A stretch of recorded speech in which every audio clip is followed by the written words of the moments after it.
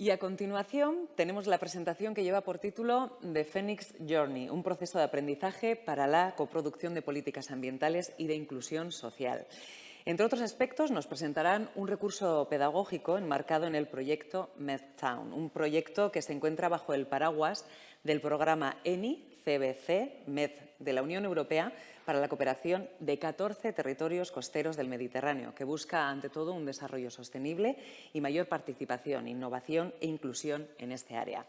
Para ello contamos con Giorgia Caravangeli. Ella es directora y coordinadora del proyecto de cooperación mediterránea MedTown. Trabaja en la ACPP, Asamblea de Cooperación por la Paz, desde 2019, año en el que se mudó de Grecia a España. En 2020 fue elegida consejera de Asuntos Internacionales de REAS, Red de Redes de Economía Alternativa y Solidaria. Con una sólida formación académica en el campo de las relaciones internacionales, el desarrollo económico y regional, Giorgia es una experta que trabaja en proyectos de cooperación europea, coordinando proyectos de múltiples partes interesadas en varios países. Como consultora en networking y desarrollo de la economía alternativa, ha participado en proyectos de cooperación e investigación sobre la economía social y solidaria. Pero no solo contamos con ella, también contamos con José María Ruiberriz de Torres López, que forma parte del equipo de dirección de la Asamblea de Cooperación por la Paz. Cuenta con más de 20 años de experiencia en la cooperación internacional, en ocasiones incluso como expatriado, como responsable de misión en Palestina y coordinador de equipo en Oriente Medio. Y dirige proyectos transfronterizos de alto valor estratégico. Ha adquirido una amplia experiencia en organización comunitaria y procesos de co-creación de políticas públicas y ha especializado su actividad en el campo de la economía social y solidaria y la innovación en el sector público. Es vuestro momento, Giorgia. José, os cedo la palabra. Eskerrik asko.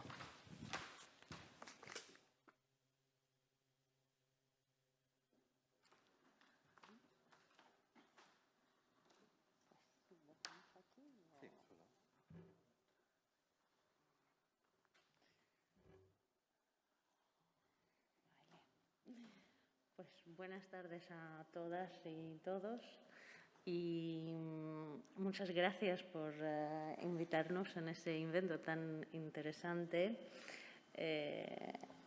Especialmente la sesión de la mañana era muy interesante porque nos ha dado la oportunidad de conocer gente y organizaciones que trabajan en el mismo campo que trabajamos nosotros o incluso diferentes, que sería muy interesante trabajar también. Nosotros somos parte de la ONG Asamblea de Cooperación por la Paz y estamos trabajando para promover la democracia y los derechos humanos y la igualdad entre los seres humanos, no solo en el Estado español, sino también en varios países internacionales. Pero hoy hemos venido aquí para compartir con vosotros un viaje de aprendizaje para la coproducción de políticas ambientales y de inclusión social que hemos desarrollado a través del proyecto MedTown, que es un proyecto de cooperación que está financiado a través del Instrumento Europeo de Vecindad, a través del programa de la cuenca mediterránea. Como podéis ver, este programa forma parte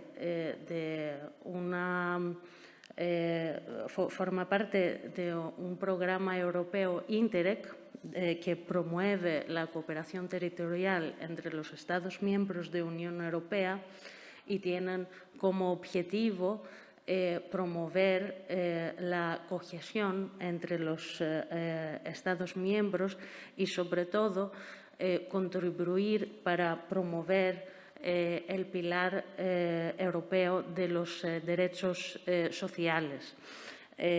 Así como, es decir, promover los derechos al acceso de un trabajo digno o al acceso de oportunidades de trabajo y a la inclusión social.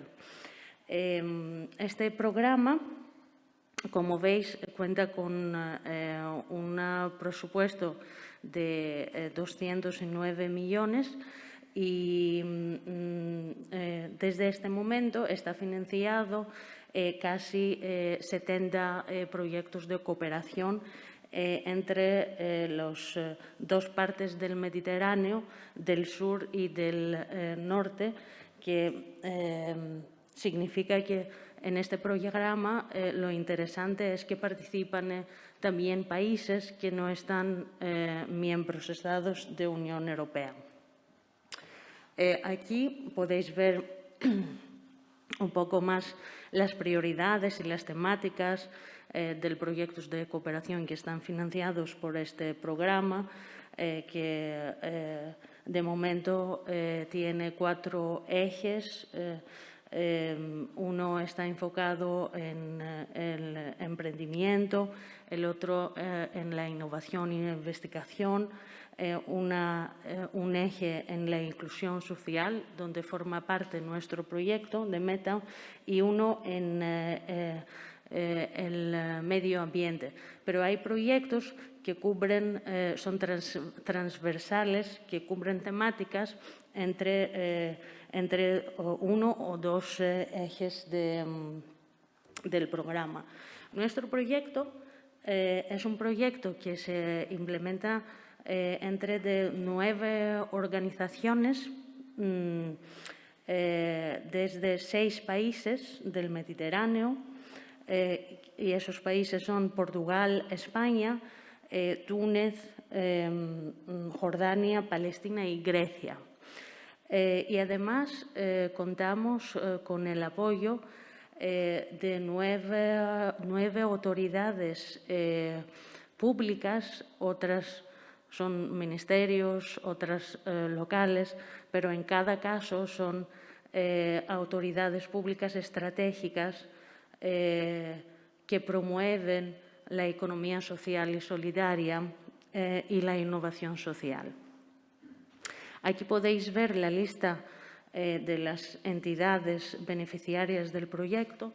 Nosotros somos el lead beneficiary y estamos coordinando toda la ejecución del proyecto en todos los países. Y somos nosotros que tenemos el acuerdo con el donador. Y aquí podéis ver la lista de las entidades asociadas, tanto en España como en los otros países. Este proyecto tiene un presupuesto bastante grande que gestionamos nosotros, que cuenta con 3,4 millones de euros. Y casi los 3 millones son financiados contribución de Unión Europea y el resto está financiado para los propios recursos de las organizaciones que participan en el proyecto. Meta tiene básicamente 3 pilares grandes de la actividad. La primera, que aquí nos interesa, está enfocada en la parte de la formación y la captación de los actores de economía social y solidaria y además de las autoridades públicas para colaborar y crear todas conjuntamente iniciativas o políticas públicas para combatir la pobreza y la inclusión social y la sostenibilidad del medio ambiente. En paralelo, un importante componente de nuestro proyecto se dedica a la experimentación social y es aquí donde encontramos la mayoría de los retos y es además lo más interesante porque está acompañado desde una investigación a través de un grupo de investigadores que va a desarrollar una metodología de seguimiento y evaluación de esas acciones demostrativas, como las llamamos nosotros en el proyecto. Y es muy interesante porque a través de esa experimentación social y el seguimiento y la evaluación, lo que queremos crear es recomendaciones o identificar barreras que estamos enfrentando con esas acciones demostrativas para crear luego un debate y un diálogo político para mejorar el marco regulatorio que va a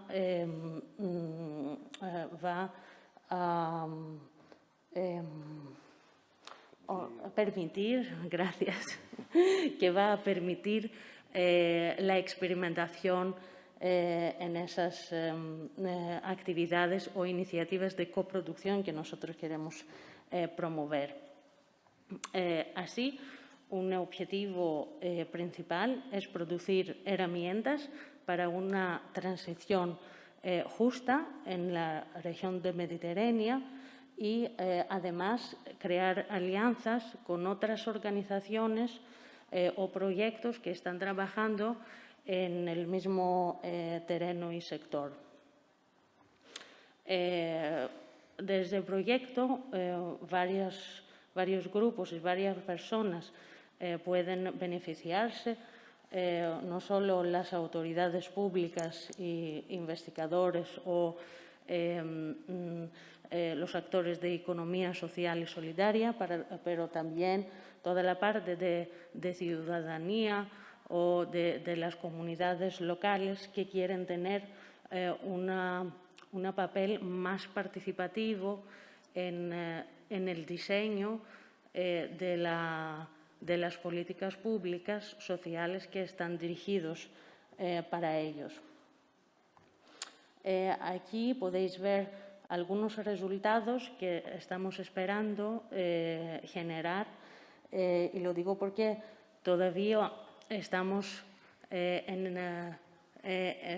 hemos desarrollado el primer pilar del proyecto, que tiene que ver con la parte de formación, que aquí se llama Plan de Capacitación y Servicios, pero a lo largo tiempo todas esas actividades estamos esperando. Ahora que podemos, que la pandemia está más controlada, muchas actividades las hemos retrasado porque queríamos hacerlas en personal y hacer esta interacción con los otros socios. Un importante resultado que hemos invertido mucho hasta ahora es la comunidad de aprendizaje de Metaon sobre la coproducción, que es una plataforma donde planteamos compartir todo ese conocimiento y experiencia, no solo entre nosotros, sino también con otras organizaciones o citizens o ciudadanos que quieren visitar y entrar en esa información. ¿Y qué es el proyecto de Metaon y qué es lo que queremos promover? Voy a dejar a mi compañero José, que es el inspirador de ese proyecto, para daros más información. Gracias, Jordi. Pues, Buenas tardes a todas y a todos. Cuando lanzamos el proyecto, nos proponíamos, de algún modo, como organización social que somos, entender por qué en todo el trabajo que veníamos haciendo de intervención social en muchos contextos, nos encontrábamos con barreras y con límites que hacían difícil transformar la manera en la que determinados servicios públicos, determinadas políticas públicas se llevaban a cabo.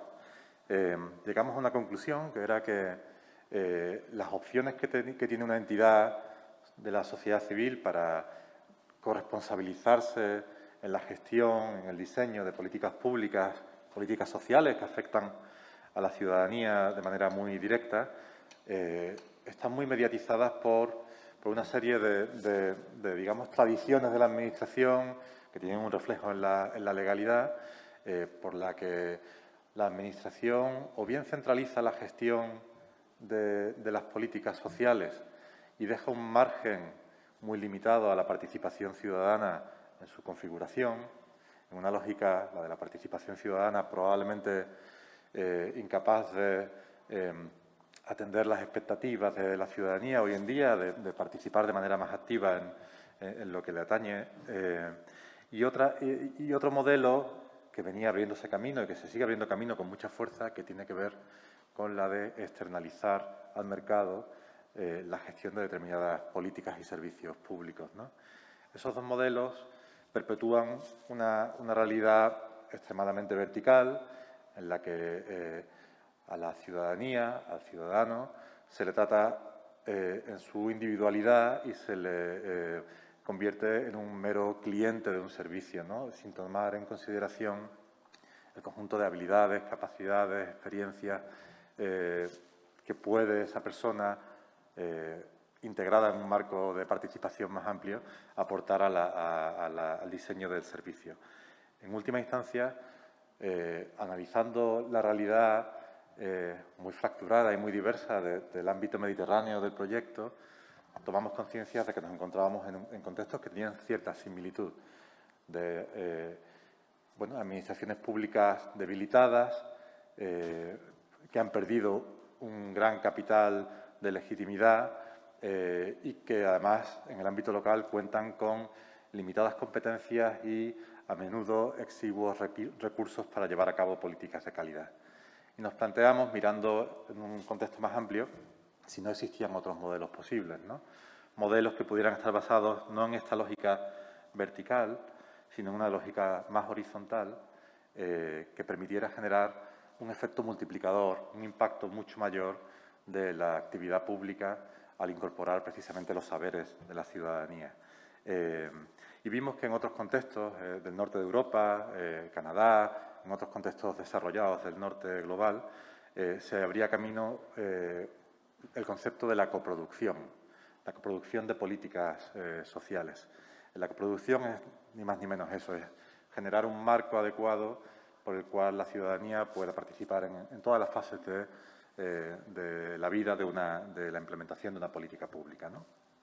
Y quisimos averiguar, de algún modo, cuál era el margen de posibilidad para que en este contexto mediterráneo pudiera abrirse camino un modelo de coproducción que superase esos enfoques o bien centralizados y verticales o bien externalizados, ¿no?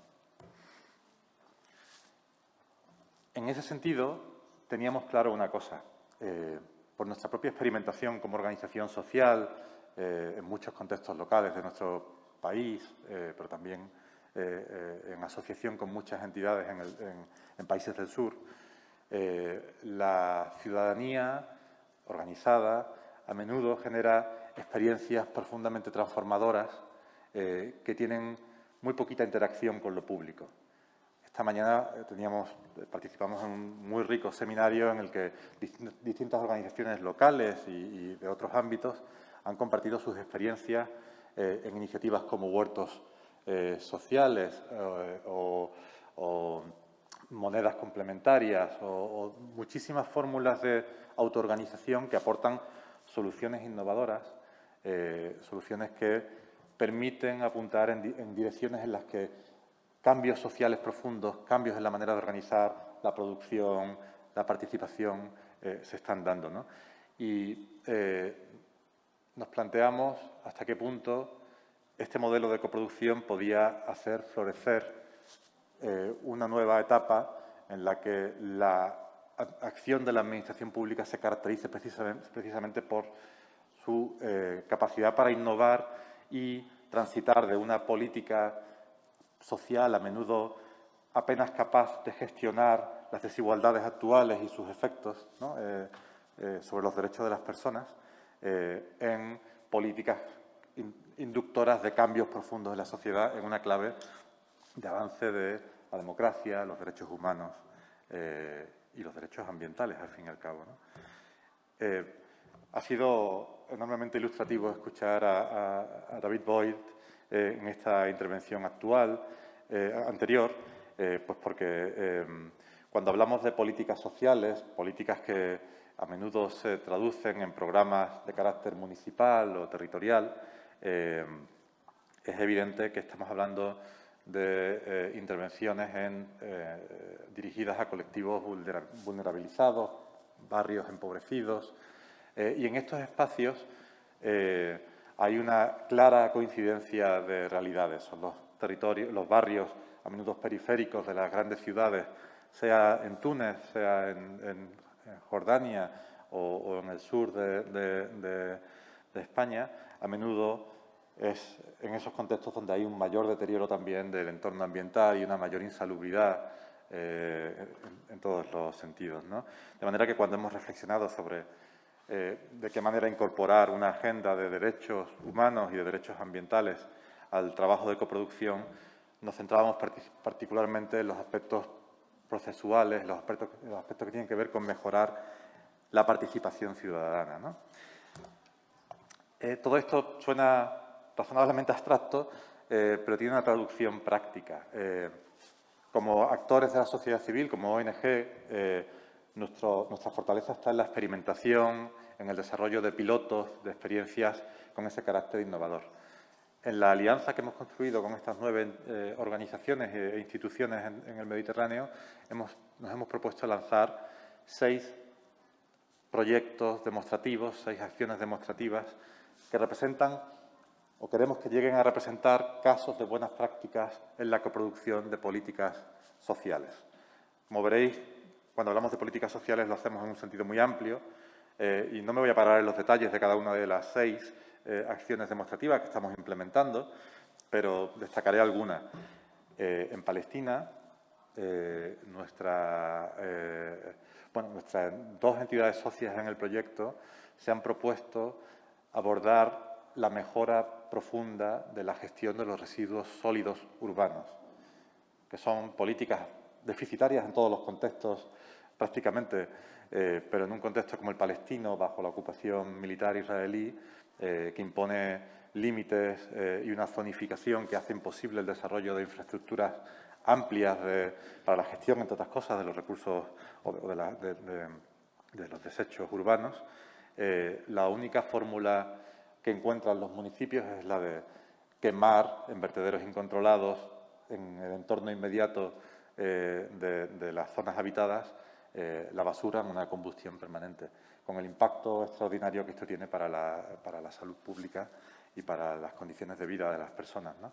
En ese caso, trabajando con actores de la economía social y solidaria del territorio, hemos planteado un modelo de cogestión de los residuos mediante la separación en origen de las distintas fracciones de las basuras para su procesado.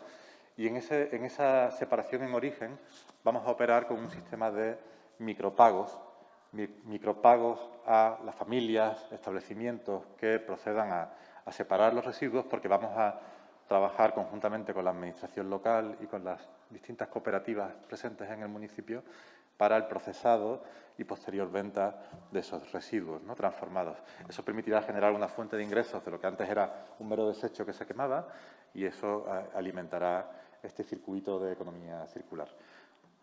Resultado, una política que era deficitaria, ahora es una política generadora de recursos. Un usuario que era un un ciudadano o ciudadana que era un cliente profundamente insatisfecho con la calidad de un servicio, ahora es un actor activo en la propia gestión del servicio y participa de él en toda su enteridad, ¿no? Destacaré dos más, dos de ellas con más detalle. Una tiene lugar en el Estado español, en Sevilla, en uno de los barrios más pobres de Europa. Sevilla tiene el dudoso honor de contar con 3 o 4 de los barrios más pobres de Europa dentro de su término municipal. Y en este barrio estamos trabajando para desplegar una moneda local. Una moneda local es un medio de pago de aceptación solo en un territorio particular y que permite dinamizar pues, las relaciones sociales y económicas dentro de ese territorio, favoreciendo bueno, pues, el consumo local, fortaleciendo el papel en la comunidad del pequeño comercio como parte vertebrante, ¿no? del barrio. Y lo estamos haciendo trabajando con las asociaciones del barrio, también las asociaciones de comerciantes y la propia administración pública. La administración local y los servicios sociales municipales, en un estudio que hemos llevado a cabo en otro proyecto similar, en este caso en Santa Coloma de Gramenet, donde también trabajamos,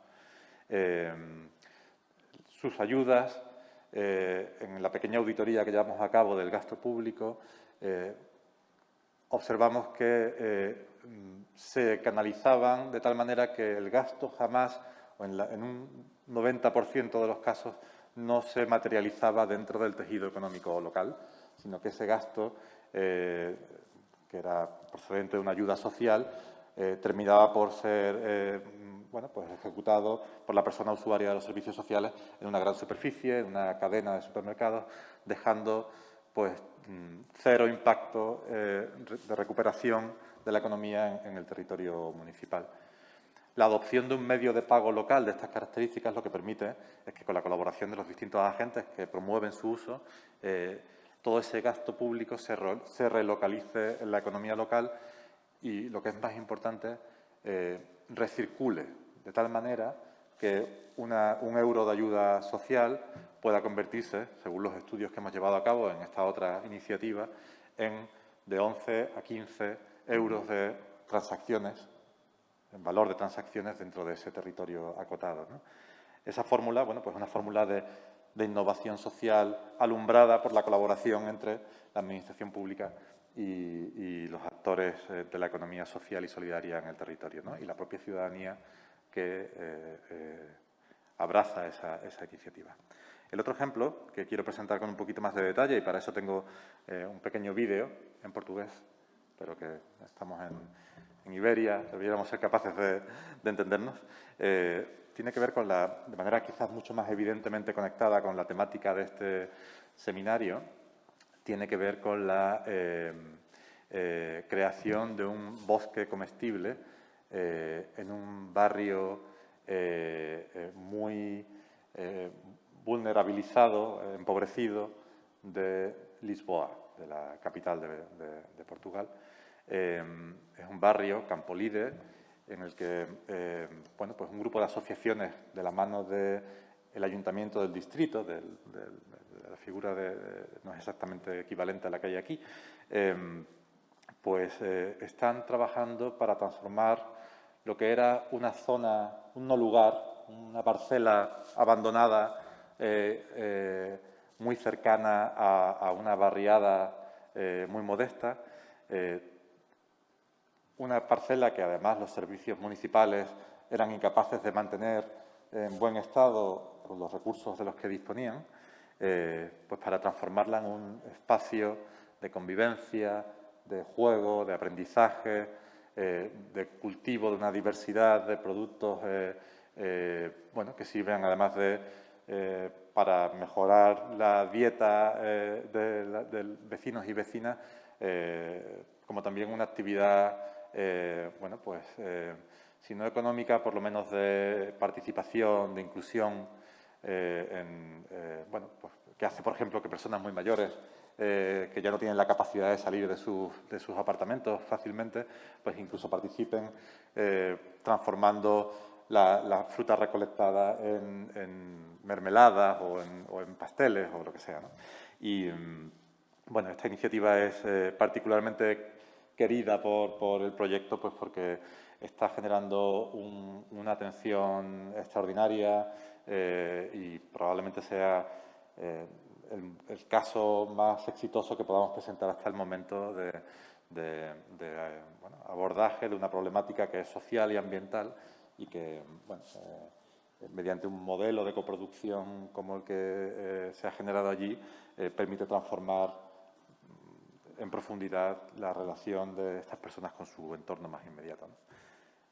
Os he hablado del de Sevilla, no hace falta que abunde con esta diapositiva y quiero poneros el pequeño vídeo, si la tecnología me lo permite, sobre Campolide.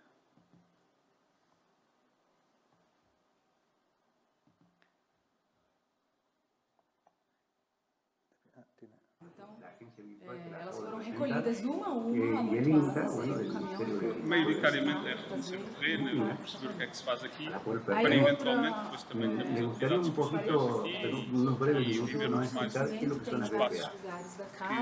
Que é aquele tijolo que é só prensado com terra e Las buenas prácticas agropecuarias se refieren al conjunto de principios, normas y recomendaciones técnicas tendientes a reducir los riesgos físicos, Como é que funciona biológicos en la producción, digamos, uma floresta procesamiento, autossustentável? Como é que nós podemos almacenamiento y estabelecer transporte de algumas productos pontes agropecuarios entre para agroflorestas asegurar la e a inocuidad del comunidade producto, la à protección del volta, a ambiente y comunidade del escolar? personal que É trabaja espetacular. Bem, en desde la o início explotación, buscando un todo desarrollo o projeto. sostenible.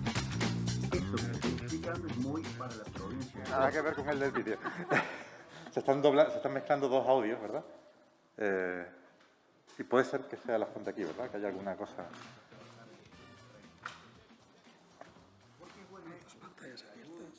Ah, mira, que hay un vídeo aquí abierto que no tiene que nada que ver. Joder, si vuelves al navegador.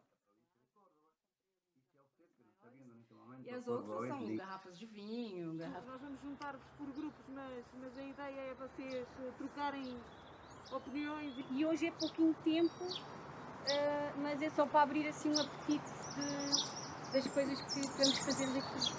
E obrigada por terem vindo. Olha o Belito anda aqui, ele acorda a gente logo de manhã. No início não sabia que isto existia. Depois comecei a ver pessoas a virem cá às quintas. Então eu e a mãe viemos cá ver o que era. E desde aí comecei a cortar, ou semear, ou regar. Depois fiz boquetes, estou a gostar muito. Estes buquês têm sido assim, já assim, um símbolo daqui da agrofloresta, porque a Isaura, grande impulsionadora, e algumas das outras crianças que vêm cá e que fazem os buquês e que vão entregar aos vizinhos, distribuem. A agrofloresta é um espaço que se pretende que seja para as pessoas. É feito com as pessoas e para que toda a gente possa usufruir dele. Daí organizarmos aqui cursos, organizarmos encontros, as pessoas podem vir aprender, podem vir conviver e acabar por perceber que os espaços verdes podem ter um interesse muito maior do que ser apenas um relevado sem vida. Aqui produzimos comida e produzimos relações entre os vizinhos.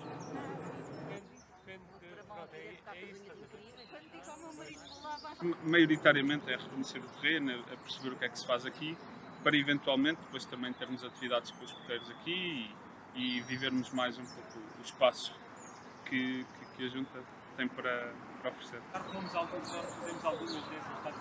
Temos aprendido não só a parte da plantação, como é que funcionam os ecossistemas entre cada uma das plantas, como é que funciona digamos, uma floresta autossustentável, como é que nós podemos estabelecer algumas pontes entre a agrofloresta e a comunidade à volta, a comunidade escolar. É espetacular. Bem, desde o início todo o projeto. O que tiramos destes dias é que, de facto, as pessoas estão muito disponíveis para trabalhar em conjunto, estão muito disponíveis para estabelecer pontos, ficaram muito surpreendidas com esta metodologia de trabalho de abertura e de fazer com, em vez de ser fazer para. E eu acho que nós vamos ganhar alguma capacidade de impacto no território a longo prazo se continuarmos esta boa relação, quer com alguns dos elementos internos da Junta de Freguesia, quer com estas várias pontes, com as ONGs, com a escola, com a comunidade, com o grupo comunitário. Acho que toda a gente está mais consciente do que pode fazer e isso acho que vai impactar a longo prazo.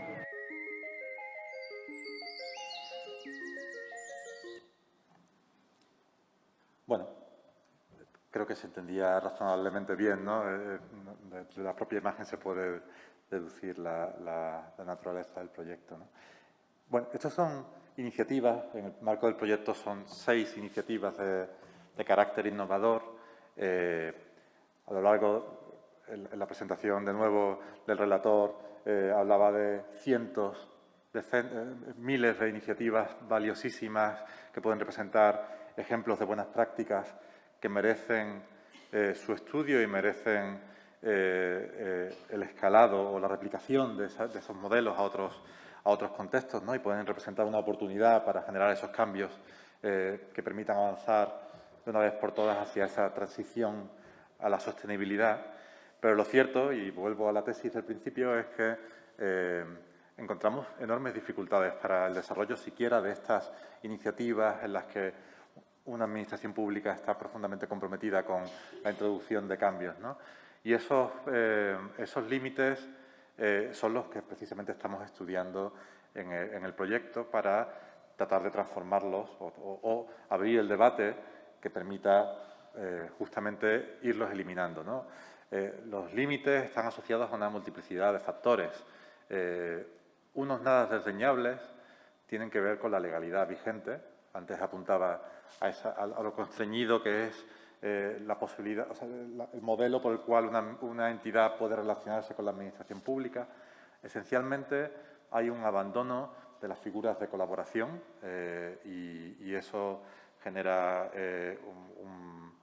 un limitante importante. Y luego además hay riesgos que tienen que ver con que el abordaje de fórmulas innovadoras de relación entre la ciudadanía y la administración a menudo es contestada pues por informes jurídicos o interpretaciones de la norma excesivamente rigurosas que hacen difícil el despliegue de determinadas fórmulas de colaboración, ¿no? Otros aspectos tienen que ver con, por supuesto, con... un segundito, que vuelvo a la presentación, si soy capaz.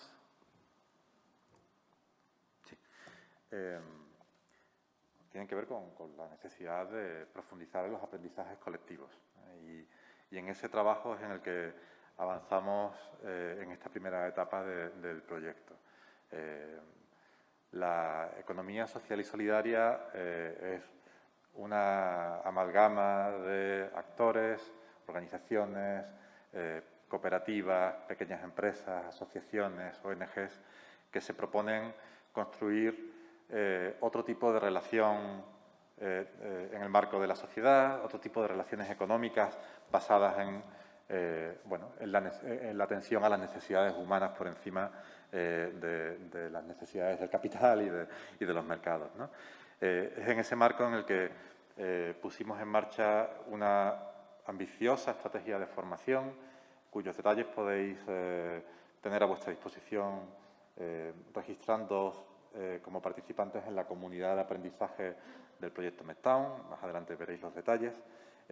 Y que arrancó con un taller internacional de formación de formadores que pusimos en marcha en octubre del 2020, desgraciadamente en un formato online que no era el que habíamos soñado en su momento, pero que permitió pues que personas expertas de estos 6 países, ligadas a las organizaciones e instituciones con las que estamos colaborando, pudieran prepararse para poner en marcha procesos de formación orientados a la co-creación de políticas sociales, ¿no?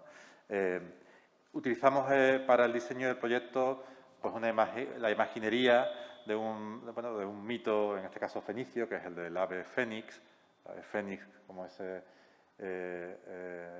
pájaro maravilloso, ¿no? que vivía eternamente porque cada vez que llegaba al final de su ciclo de vida ardía en llamas y de sus propias cenizas volvía a emerger un pájaro de fuego, ¿no? Y bueno, pues esos pájaros de fuego son los que inspiran el proceso de formación.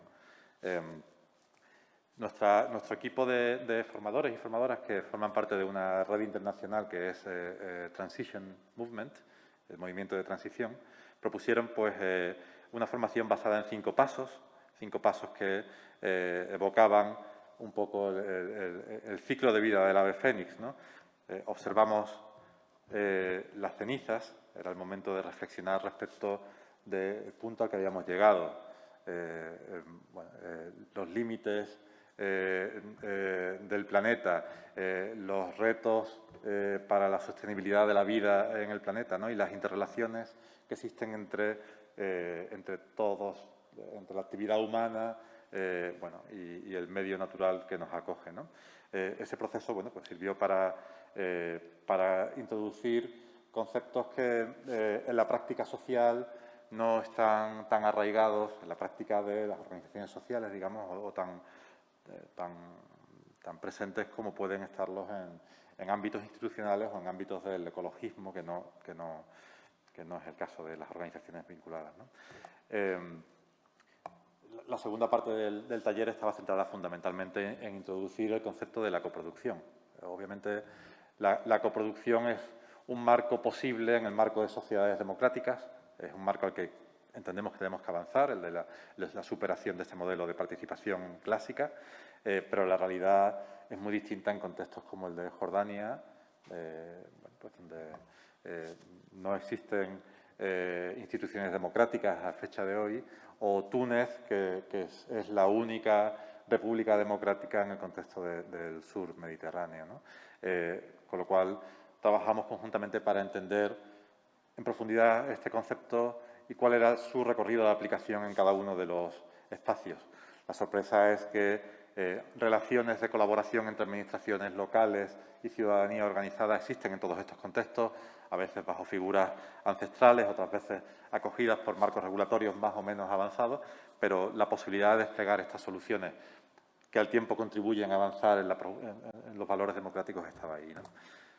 El tercer eje tenía que ver con el repensarnos como organizaciones que forman parte de la economía social y solidaria como movimiento. Es decir, no somos una mezcolanza de ONGs, instituciones sociales de distintas índoles, fundaciones, sino que por la naturaleza de nuestros objetivos, por nuestra voluntad de incidir de manera estructural en las relaciones sociales, económicas, desde una perspectiva de sostenibilidad y de democracia económica, podíamos situarnos como parte de un mismo movimiento internacional de la economía social y solidaria. Y a partir de ahí desplegar las alas y pensar en profundidad cuáles son las mejores estrategias para construir procesos de participación social exitosos, capaces de generar una masa crítica que permita demostrar que aquello que defendemos con tanta vehemencia, ¿no? Que hace falta introducir cambios sistémicos en la manera de construir las políticas públicas, venga secundado por experiencias exitosas. Y en ese sentido dedicábamos una última sesión a estudiar en detalle pues, una multiplicidad de experiencias, de proyectos experimentales que estaban jugando un papel clave en cada contexto, ¿no? Y tratamos de ese modo de identificar cuáles eran las mejores prácticas, las mejores estrategias para que cuando pusiéramos en marcha estas 6 acciones demostrativas, estos 6 pilotos, pudiéramos contar con las mejores garantías de éxito. Y bueno, eso fue el vuelo del Fénix y esa formación se está replicando, prácticamente se ha replicado en cada uno de los 6 países ya en los que intervenimos. Las réplicas de la formación se producen en el contexto de estos proyectos demostrativos como el de Campolide, con lo cual la gente que está activamente involucrada en los proyectos de transformación ecosocial, ecobarrial, al mismo tiempo están participando de un proceso de formación y reflexión compartida, ¿no?, que es muy interesante. Y, bueno, como comentaba, ya se han llevado a cabo los talleres en España, Portugal, Grecia y Jordania. Y el resultado de estos talleres es que tenemos una guía metodológica para proyectos de transformación ecosocial y coproducción de políticas públicas que está a vuestra disposición, que está accesible en la web de la comunidad de aprendizaje del proyecto MedTown. Podéis, por supuesto, registraros y uniros a ese espacio de interlocución, de participación, de reflexión y trabajo compartido, y ahí es donde están los recursos pedagógicos que podéis hacer vuestros. Y creo que eso es todo, ¿verdad, Jordi? Quizás me he extendido demasiado, no sé, o nos hemos extendido demasiado. ¿Sí? Sí, justo a las 7. Perfecto. Y ahora es cuando empiezan las preguntas, que no lo hemos dicho, pero bueno, no sé si queréis que yo me quede aquí, por si acaso, yo creo que vais... Bueno, me quedo, venga. ¿Alguna pregunta que queréis hacer desde el público? ¿Sí? Bai. Gerturatuko dizute, Bueno, lo que pasa es que desde el streaming ez dizute haituko bestela. Streamingetik, si no, no te escucharán desde el streaming. Eskerrik asko por vuestra intervención. Me han surgido un par de dudas que no sé, supongo igual son muy amplias o si podéis contestar perfecto. También las experiencias que habéis planteado son muy diferentes geográficamente y socialmente, supongo, y supongo que la casuística también será muy amplia, pero me gustaría saber, sobre todo en las que os habéis centrado con más Lisboa y Sevilla,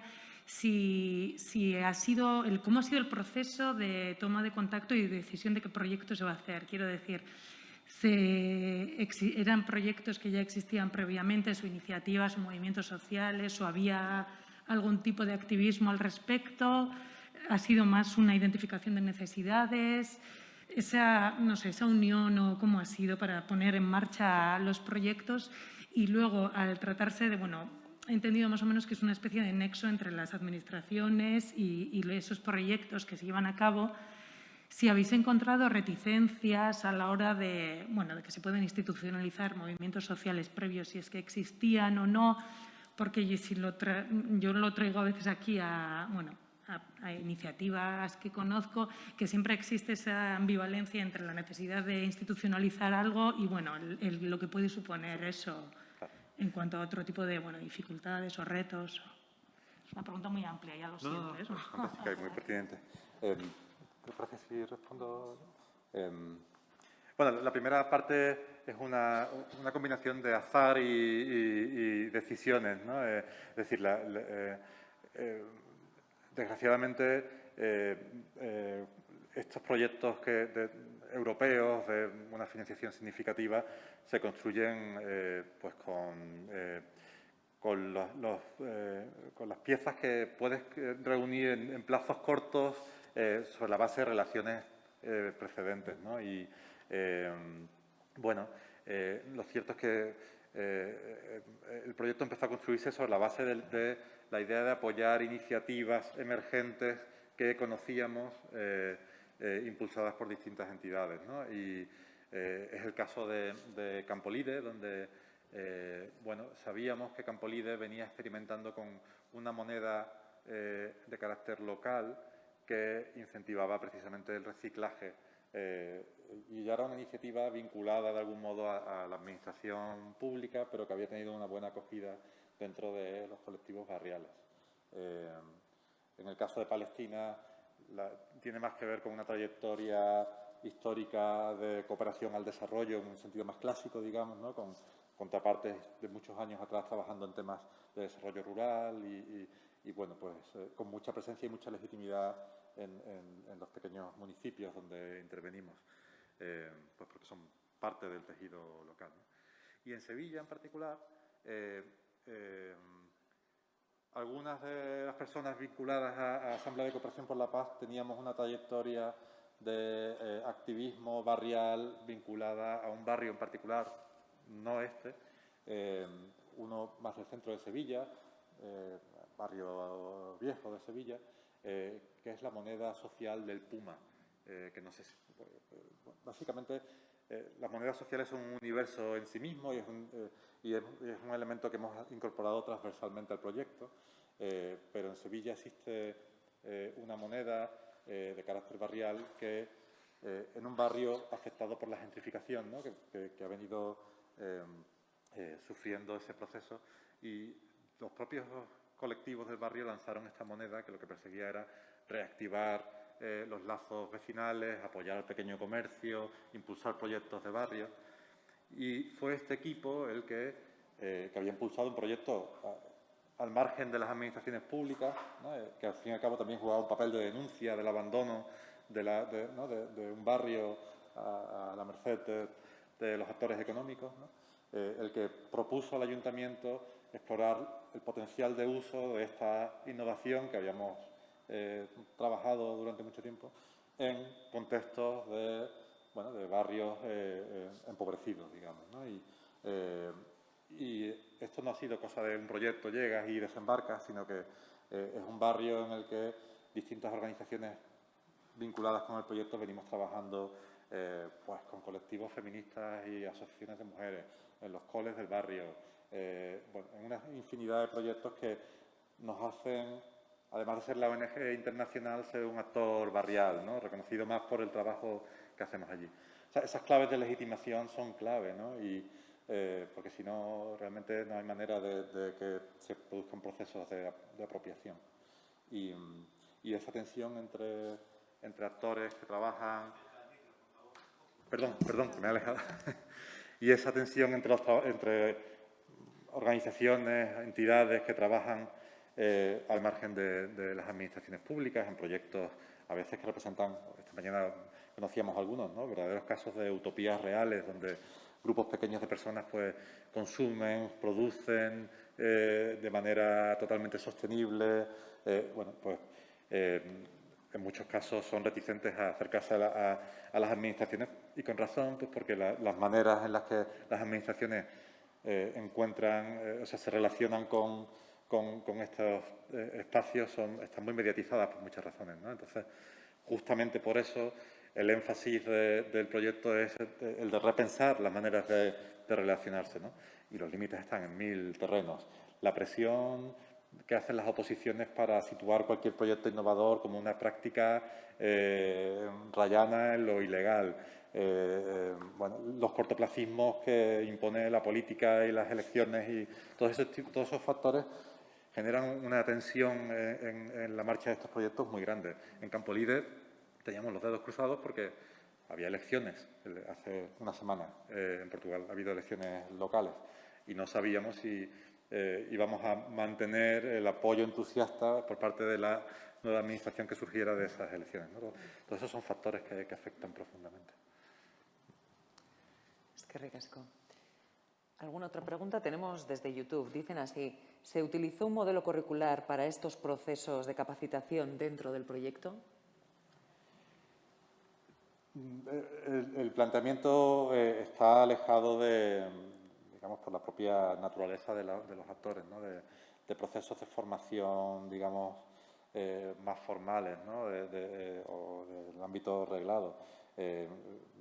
Fundamentalmente nos centramos en la transferencia de experiencias, en esta lógica de comunidad de aprendizaje, como espacio real, pero también virtual, en el que se comparten experiencias, recursos, y esa dimensión de proceso de aprendizaje compartido es el que prima, ¿no?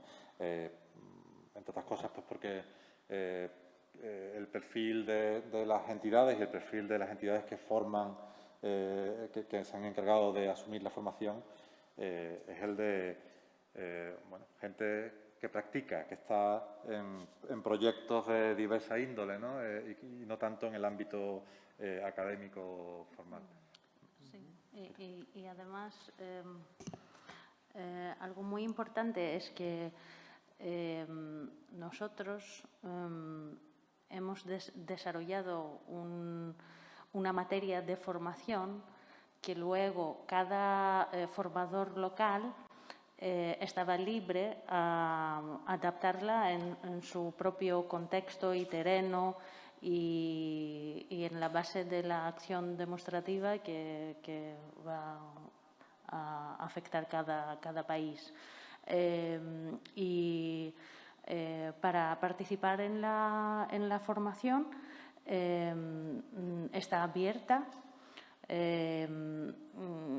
Inicialmente se hace una convocatoria abierta para seleccionar algunos participantes, porque por COVID no podemos tener muchos participantes, aunque si algo se hace online puedes tener muchos participantes, pero el problema es que la formación es muy interactiva. Entonces, para poder dividir en grupos y trabajar y dinamizar toda esa parte, tampoco puedes tener 100 personas en una formación. Pero para las personas que no pueden participar, una vez que la formación a través de los formadores locales se termine, luego está disponible a través de la plataforma el acceso en la materia de formación y cualquier persona puede usarla. Gracias. Otra pregunta desde YouTube que dice: ¿cómo se llama la organización internacional que vinculasteis al proceso de formación de personas facilitadoras? Red de Transición. Red de Transición. Vale, lo hemos recordado. ¿Alguien más quiere hacer alguna pregunta? A mí me gustaría, me ha llamado la atención la libertad de expresión relacionada con el medio ambiente. ¿Cómo trabajáis este tema específico, ¿no? Porque ya que estamos hablando justo de eso, de educar, de transmitir, de llegar a la ciudadanía, ¿cómo está vinculado este derecho humano respecto a la crisis climática? Bueno, el ejemplo de Campolide es quizás lo más representativo, también el caso de Palestina, aunque todos los proyectos que estamos impulsando en el marco del Medtown tienen de una u otra manera un impacto indirecto sobre las condiciones ambientales, ¿no? La participación política, el derecho a la participación es el elemento sobre el que gira toda la lógica del proyecto, ¿no? Si lo que queremos es precisamente cualificar la participación, dejar atrás esos modelos vetustos de consejos de participación que son meramente consultivos, que a menudo operan además en muchos contextos como herramientas más de legitimación, aunque sea superficial, de las administraciones, de los gobiernos de cada institución, ¿no? A menudo generando más bien dinámicas de clientelismo que dinámicas de reflexión compartida o de trabajo compartido, ¿no?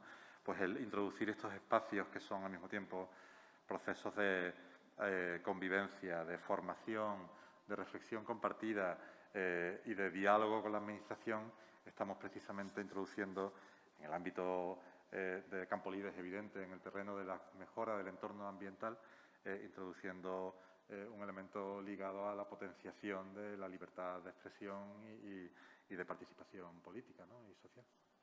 Gracias. ¿Alguna pregunta más?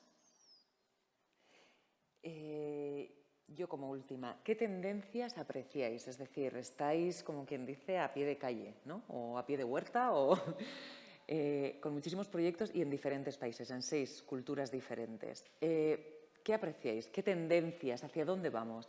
¿Hay unas ganas de participar más por parte de la ciudadanía? ¿Todavía estamos reticentes? ¿No nos sentimos tan protagonistas, tan co-creadores, creadoras? Pues hay en algunos países que se puede ver más el voluntarianismo, ¿sí? Como por ejemplo Portugal, que es muy maduro. En nuestro caso, en España, podemos ver que nosotros tenemos mucho conocimiento en modelos circulares, como con el uso de monedas sociales, y eso es algo muy interesante de parte de los otros países. En Palestina vemos un crecimiento de cooperativas, de las mujeres y un movimiento muy grande en ese sector, aunque todavía no tienen un marco regulatorio de la economía social y solidaria. Lo mismo en Jordania, donde aparece que están un poco más alejados de esos conceptos y hay mucho más trabajo que hacer. Y en Túnez, Túnez y Grecia, que tienen su propia regulación de economía social y solidaria y trabajan mucho con el tema de inclusión laboral a través de la economía social y solidaria y de emprendimiento social. Sí, por añadir, es difícil extrapolar, ¿no?, o hacer un análisis que sea aplicable a todos los contextos. Yo diría que sí hay un elemento en común, que es un despertar de la gente joven y del movimiento feminista, pues que representan probablemente, junto con el movimiento ecologista, el mayor elemento de esperanza en todos estos contextos, ¿no? Y con distinto grado de madurez y con distintas dificultades en su emergencia. Si hay algo común a todos estos contextos es una cultura mediterránea profundamente patriarcal que bueno, dificulta que la gente joven acceda a espacios de participación, de poder, de decisión, de visibilidad, ¿no? Y lo dificulta en algunos casos de manera extraordinaria. Pero vemos ejemplos de personas bueno, pues que arriesgan mucho por expresarse con libertad, por encontrar espacios de organización al margen de instituciones precisamente dominadas por ese modelo patriarcal y gerontocrático que existe en muchos de estos contextos, ¿no? De manera que ese es el elemento de mayor esperanza que yo destacaría. Y una parte de esta gente joven, pues, que maneja las tecnologías, que bueno, pues que ha buscado otros espacios de encuentro, forma parte de este núcleo de proyectos que estamos impulsando y confiamos y siempre aspiramos a poder estrechar las alianzas con estos colectivos, identificarlos, ¿no? Siempre la ansiedad es siempre encontrarles y ver si podemos ser de alguna utilidad, ¿no? en cada caso. Y por último, si puedo decir una última palabra sobre la conexión con el medio ambiente. Para nosotros, la promoción de la economía social y solidaria es muy importante porque es una alternativa muy esencial a lo que estamos enfrente ahora, con muchísimo desarrollo, pero sin pensar en el medio ambiente. Y la economía social y solidaria está muy vinculada con modelos más sostenibles, comercio justo, que no solo tienen en consideración factores ambientales, sino también sociales, que es muy importante y para una transición más justa, que es lo que están hablando ahora en la Unión Europea a través del Green Deal. Muy bien, muchas gracias. De hecho, mañana tendremos a Yayo Herrero hablando de ecofeminismo. ¿Vosotros vendréis también? Estaréis ahí. Genial. Eskerrik asko, un fuerte aplauso. Muchas gracias.